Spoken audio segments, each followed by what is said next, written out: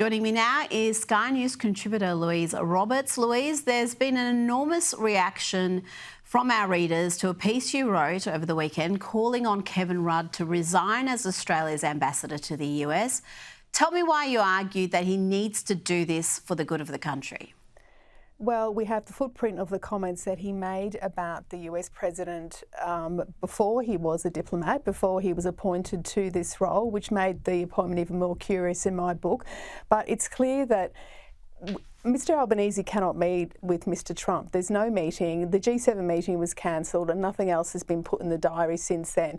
And what's happened is Brent Buchanan, who's a former pollster with Donald Trump, has said that Kevin Rudd is the problem. He was very specific about that. He said that the US president doesn't like dealing with him and thinks that Australia should find an Australian and replace him with someone that he wants to actually deal with. So to me, it's a bit of a sort of open and shut case that we need to find someone who will represent our interests in Washington that the US president wants to deal with. And if there's no meeting with Mr Albanese and Mr Rudd is on the outer, then who exactly is representing our interests in Washington at the moment?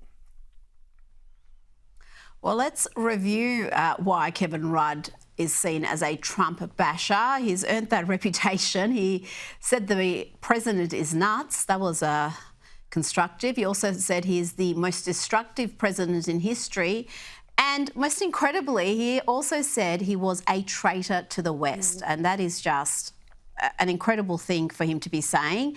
And there was also this. The United States in the last 4 years has been run by a village idiot.